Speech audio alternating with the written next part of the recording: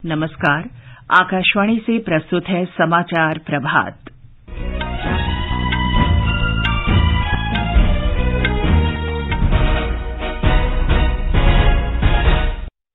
प्रधानमंत्री नरेंद्र मोदी आज सुबह 11 बजे आकाशवाणी से मन की बात कार्यक्रम में अपने विचार साझा करेंगे। कोविड से निपटने की तैयारियों के हिस्से के रूप में मंगलवार को देश भर में स्वास्थ्य सुविधाओं की जांच के लिए मॉक ड्रिल आयोजित की जाएगी। पूर्व प्रधानमंत्री अटल बिहारी वाजपेयी की जयंती के अवसर पर आज सुशासन दिवस मनाया जा रहा है। उत्तर भारत में अगले 3 दिन तक शीतलहर जारी रहेगी। क्रिसमस आज पूरी दुनिया में मनाया जा रहा है और लवलीना बोरगोहेन, निखत जरीन तथा मंजू रानी भोपाल में आयोजित महिला राष्ट्रीय मुक्केबाजी चैंपियनशिप 2022 के सेमीफाइनल में पहुंच गई हैं। समाचार प्रभात के साथ मैं चंद्रिका जोशी। प्रधानमंत्री नरेंद्र मोदी आज सुबह आकाशवाणी से 11 बजे मन की बात कार्यक्रम में देश विदेश के लोगों के साथ अपने विचार साझा करेंगे। मन की बात आकाशवाणी और दूरदर्शन के समूचे नेटवर्क और आकाशवाणी समाचार की वेबसाइट newsonair.com और news on AIR mobile app पर सीधा प्रसारित किया जाएगा।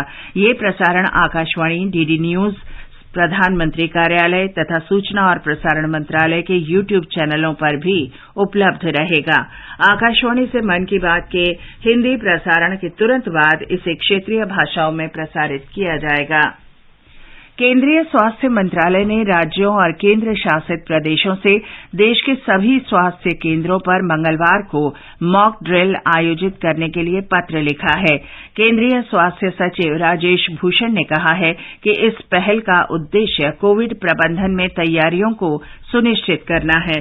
स्वास्थ्य सचिव ने कहा कि मॉक ड्रिल के दौरान स्वास्थ्य सुविधाओं की उपलब्धता, बिस्तरों की क्षमता, डॉक्टर, नर्स और पैरामेडिकल कर्मियों की क्षमता देखी जाएगी। इसके अलावा जीवन रक्षक प्रणाली की सुविधा से युक्त एम्बुलेंस, जांच और चिकित्सकीय ऑक्सीजन की उपलब्धता पर विशेष ध्यान दिया जाएगा। स्वास्थ्य मंत्री मनसुख मांडविया ने कहा है कि सरकार कोविड के बारे में सतर्क है और इस संबंध में सभी आवश्यक कदम उठा रही है। स्वास्थ्य मंत्री ने एक समाचार एजेंसी के साथ चर्चा के दौरान ये बात कही। जिस तरह से चीन में कोरोना महामारी की भयानकता हम देख रहे हैं, उसको देखते हुए चीन, जापान, दक्षिण कोरिया, हांगकांग, बैंकॉक सभी से आने वाली फ्लाइट पर हम एविएशन मिनिस्ट्री के साथ बातचीत करके तुरंत ही एयर सुविधा पोर्टल का इम्प्लीमेंटेशन करके सभी पैसेंजर को आरटीपीसीआर कंपलसरी करेंगे, उसका टेस्टिंग करना चालू कर देंगे और इंडिया में आने के बाद किसी को बुखार मालूम पड़े या तो टेस्ट पॉजिटिव पाया जाए तो तुरंत ही हम उसको क्वारंटाइन करने के लिए भी आदेश जारी करने जा रहे हैं ताकि देश को कोविड महामारी के सामने हम बचा सके। आज पूर्व प्रधानमंत्री और भारत रत्न से सम्मानित अटल बिहारी वाजपेयी की जयंती है। ये दिन सुशासन दिवस के रूप में मनाया जाता है।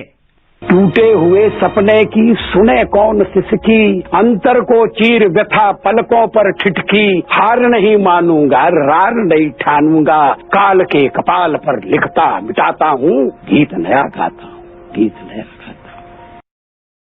लोगों के प्रति सरकार की जवाबदेही सुनिश्चित करने के लिए सुशासन दिवस मनाया जाता है। इस अवसर पर कई कार्यक्रमों का आयोजन किया जा रहा है। कार्मिक, लोक शिकायत और पेंशन राज्य मंत्री जितेंद्र सिंह नई दिल्ली में अपने मंत्रालय के प्रमुख कार्यक्रमों और उपलब्धियों पर आधारित EHRMS 2.0 और ई बुक का शुभारंभ करेंगे। संशोधित EHRMS पोर्टल कर्मचारियों के स्थानांतरण, प्रतिनियुक्ति, APAR, सतर्कता स्थिति, प्रतिनियुक्ति के अवसर, सेवा पुस्तिका और अन्य मूलभूत सेवाओं जैसे अवकाश तथा प्रतिपूर्ति सेवाओं को डिजिटल मोड में उपलब्ध कराएगा। श्री जितेंद्र सिंह आज ही कर्मयोगी पोर्टल का मोबाइल एप्लीकेशन भी शुरू करेंगे। ये ऐप व्यावसायिक, पूर्ण प्रशिक्षित और भविष्य के लिए प्रशासनिक सेवाओं को सुदृढ़ करेगा।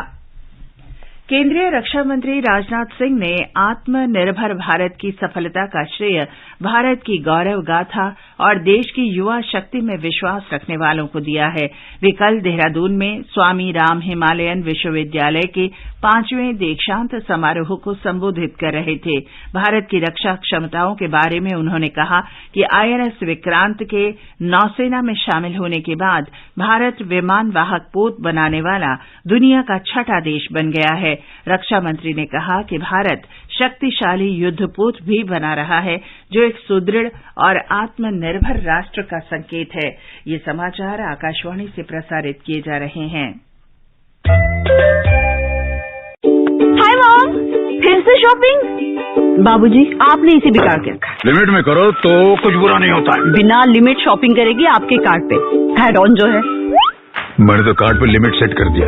अच्छा, इसके फायदे ये हैं कि रिस्क कम हो जाता है और अगर फ्रॉड भी हुआ तो तुरंत बैंक को बोल दीजिए, नुकसान कम। दादू, नेक्स्ट टाइम ये pink dress. You are the limit. Limit तो सेट है। RBI कहता है जानकार बनिए, सतर्क रहिए। खुजली झटपट दूर करे जालिम लोशन। वही नाम वही काम, कुछ भी नहीं बदला। चर्म रोगों का दुश्मन जालिम लोशन। समाचार प्रभात में आपका फिर स्वागत है। उत्तर भारत में अगले 3 दिन कड़ाके की ठंड का प्रकोप जारी रहेगा। कश्मीर घाटी में तापमान लगातार जमाव बिंदु से नीचे है। श्रीनगर में डल झील के कई हिस्से जम गए हैं। हिमाचल प्रदेश में राज्य के अधिकांश हिस्से पारा गिरने के कारण शीतलहर की चपेट में हैं। मौसम विभाग ने बताया है कि आज निचली पहाड़ियों और मैदानी इलाकों में घने कोहरे के साथ मौसम शुष्क रहेगा। अगले 2 दिन में कांगड़ा, शिमला, चंबा, लाहौल स्पीति, किन्नौर और कुल्लू जिलों की ऊंची पहाड़ियों में हल्की बारिश और हिमपात हो सकता है। समूचे राष्ट्रीय राजधानी क्षेत्र तथा दिल्ली का तापमान सामान्य से कम हो जाने के कारण शीतलहर चल रही है। पंजाब, हरियाणा, चंडीगढ़ और दिल्ली में सुबह के समय घना कोहरा जारी रहेगा। राजस्थान के 10 जिलों में मंगलवार तक शीतलहर और कोहरे की स्थिति बनी रहेगी। इन जिलों में सीकर, चूरू और झुंझुनू शामिल हैं। ब्यौरा हमारे संवाददाता से। राजस्थान में दिसंबर के आखिरी में सर्दी ने अपना रंग दिखाना शुरू कर दिया है। करीब 1.5 महीने पहले सर्दी का सीजन शुरू हो गया, लेकिन कई स्थानों पर दिन का तापमान 30 डिग्री सेल्सियस तक चल रहा था। रात और दिन के तापमान में काफी अंतर होने के कारण केवल सुबह शाम ही ठंड का एहसास हो रहा था। पिछले 2-3 दिन से प्रदेश में कड़ाके की ठंड पड़ रही है। हिल स्टेशन माउंट आबू में पारा जमाव बिंदु पर आ गया है। अनेक जिलों में कोहरा छाने लगा है। कृषि वैज्ञानिकों के अनुसार इस ठंड और कोहरे को फसलों के लिए लाभदायक माना जा रहा है। राम खिलाड़ी मीणा, आकाशवाणी समाचार, जयपुर। क्रिसमस का पर्व दुनिया भर में आज हर्षोल्लास के साथ मनाया जा रहा है। ईसा मसीह के जन्मदिन को क्रिसमस के रूप में मनाया जाता है। राष्ट्रपति और उपराष्ट्रपति ने इस अवसर पर लोगों को शुभकामनाएं दी हैं। राष्ट्रपति द्रौपदी मुर्मू ने अपने संदेश में कहा है कि क्रिसमस का त्योहार संपूर्ण मानव जाति के लिए शांति और भाईचारे का प्रतीक है। उपराष्ट्रपति जगदीप धनखड़ ने अपने संदेश में कहा कि ईसा मसीह ने प्रेम, सहानुभूति और करुणा का मार्ग प्रशस्त किया, जो हमारे जीवन में सदाचार और समाज में सहिष्णुता और सद्भाव लाता है। गिरजाघरों में विशेष प्रार्थना सभाओं का आयोजन किया गया है। एक रिपोर्ट।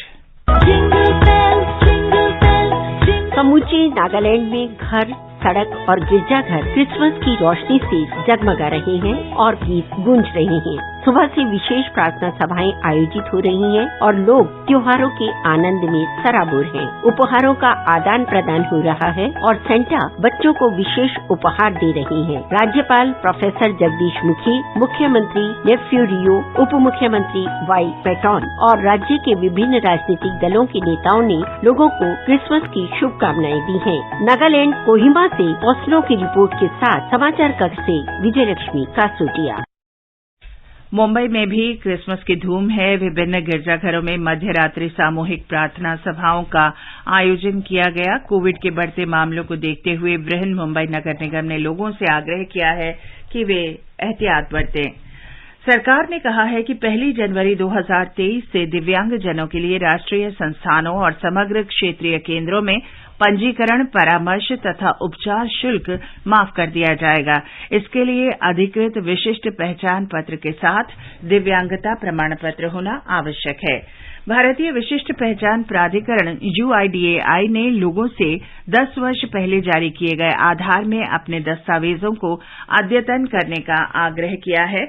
आधार पोर्टल के माध्यम से ऑनलाइन या निकटतम आधार केंद्र पर जाकर आवश्यक दस्तावेज अपलोड करके अद्यतन पूरा किया जा सकता है।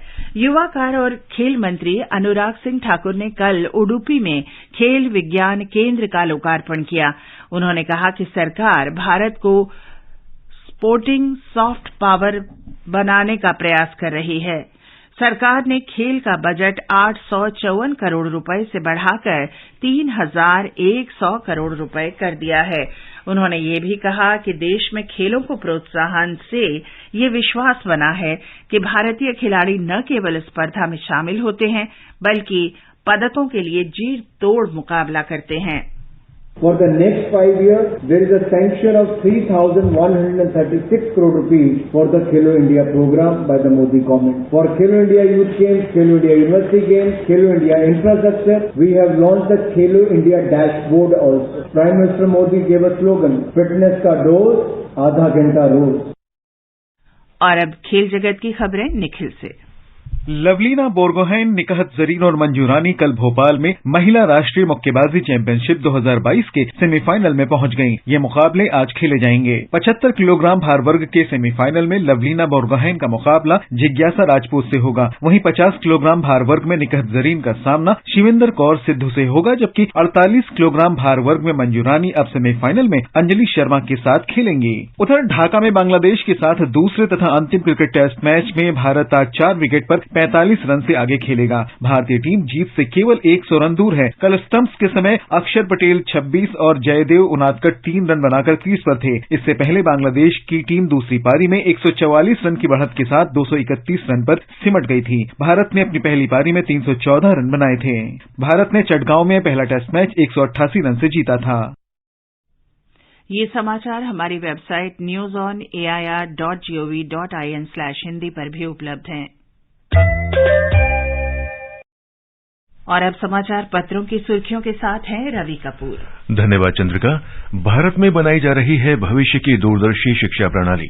प्रधानमंत्री के इस आशावादी वक्तव्य को अखबारों ने आज प्रमुखता दी है।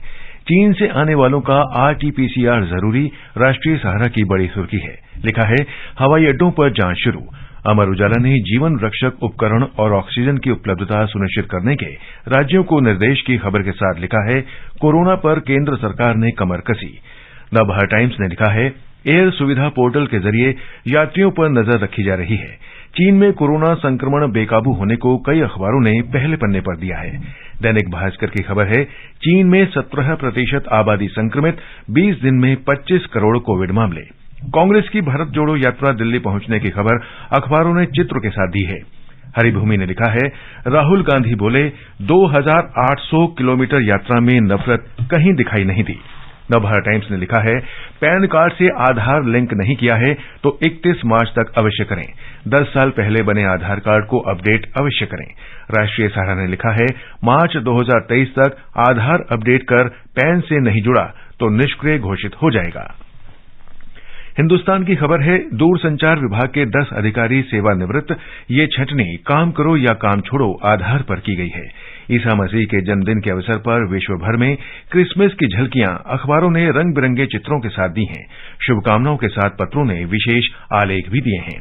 राजस्थान पत्रिका ने वर्ष के आखिर में पर्यटन स्थलों पर उमड़े सैलानियों पर विस्तार से दिए आलेख में लिखा है घूमने का मौसम आया, करीब 2.5 साल बाद रौनक बढ़ी। और अंत में मुख्य समाचार एक बार फिर। प्रधानमंत्री नरेंद्र मोदी आज सुबह 11 बजे आकाशवाणी से मन की बात कार्यक्रम में अपने विचार साझा करेंगे। कोविड से निपटने की तैयारियों के हिस्से के रूप में मंगलवार को देश भर में स्वास्थ्य सुविधाओं की जांच के लिए मॉक ड्रिल आयोजित की जाएगी।